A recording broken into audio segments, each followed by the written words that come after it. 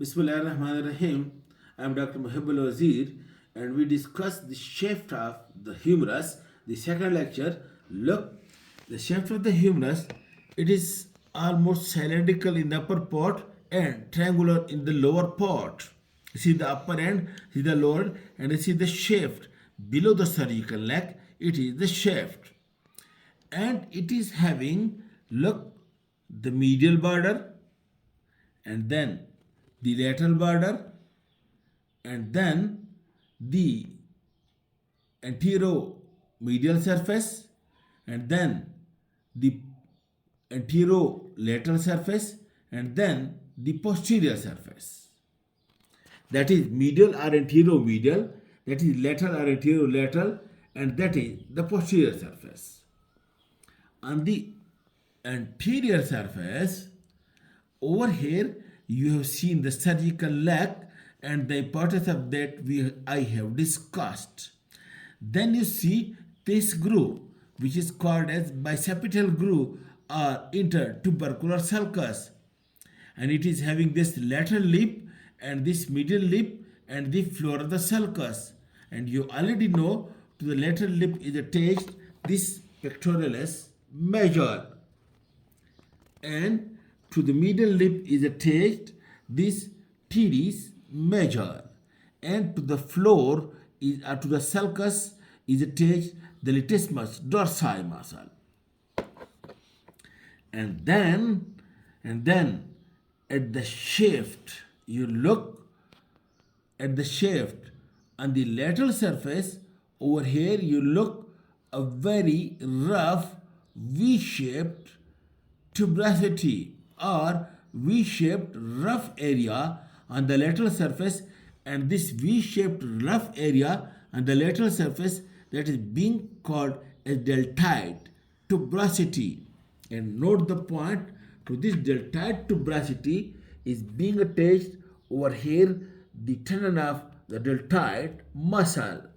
So in this way the deltoid is being inserted over here to this deltoid tuberosity, and just opposite to the deltoid tuberosity on the medial surface is being over here inserted the coracobrachialis muscle. You can see this muscle, the coracobrachialis, on the medial surface somewhere at the middle part and opposite to the deltoid tuberosity where the deltoid muscle is being attached. In this way, note the point, on the lateral surface to the rough area deltoid, and on the medial surface over here is the insertion of coracobrachialis muscle.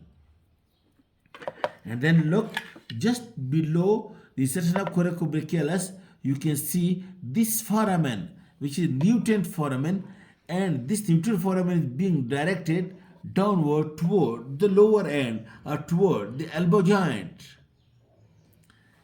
And then below that, this whole of the anteromedial and anterolateral surface, this whole surface is being occupied by the origin of brachialis muscle.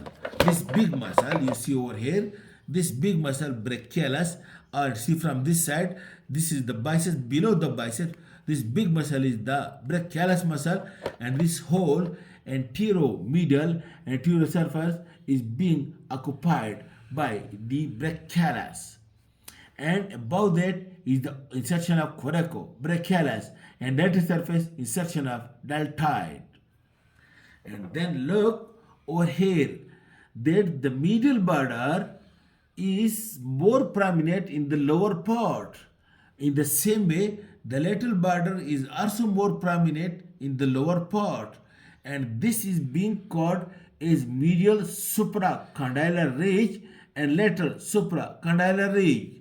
To this ridge, both these ridges over here is attached the medial intermuscular septum and lateral intermuscular septum of the deep fascia, and this septa separate this anterior or flexor group of muscle from this posterior or extensor group of muscle. This lateral intermuscular septum and medial intermuscular septum separate this anterior group and posterior group of muscles from one another. And then you come to the posterior surface of the humerus. Over here on the posterior surface, you see over here a very rough oblique ridge. Look, this oblique rough ridge, groove. And this oblique rough groove present on the posterior surface, coming from medial to lateral and then coming anteriorly. This groove not very clear in this bone, other bone it is more clear. This is the radial groove, in which from medial side the radial nerve and profunda brachii artery, it travels from over here from medial to posterior and then coming again anteriorly over here, like this.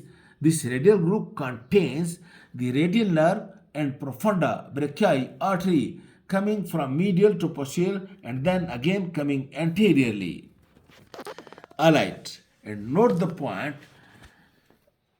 just above this groove over here to the posterior surface is being attached the tendon of the lateral head of the biceps, and below this radial groove to the posterior surface is being attached the medial head or also the deep head of the triceps. Look, from this area the lateral head and from this area the medial head, between two lies the radial groove. Note the point, over here lies the radial groove, and from above that originate the lateral head, and from below that originate the medial head of the triceps muscle. So posteriorly is the triceps, anteriorly is the biceps and brachialis and coracobrachialis. And then note again another point. Look, from this medial supracondylar ridge, from over here originate, from this medial supracondylar ridge originate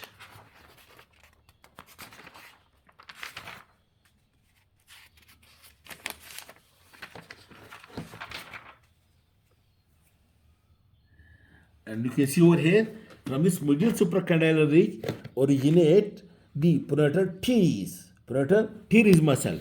This muscle, you look over here please. This muscle, this look from medial supracondylar ridge, this is pronator teres muscle. And then from the lateral supracondylar ridge originate three muscles. Look, brachioradialis, extensor carpi radialis longus, and extensor carpi radialis brevis. Look, from the medial supracondylar ridge originate pronator teres, and from the lateral supracondylar ridge originate brachioradialis, extensor carpi radialis longus, and extensor carpi radialis brevis. This is about the shaft of the femur. In the next lecture, we will discuss the lower end of the humerus, and this is the shaft of the humerus. Okay, thank you.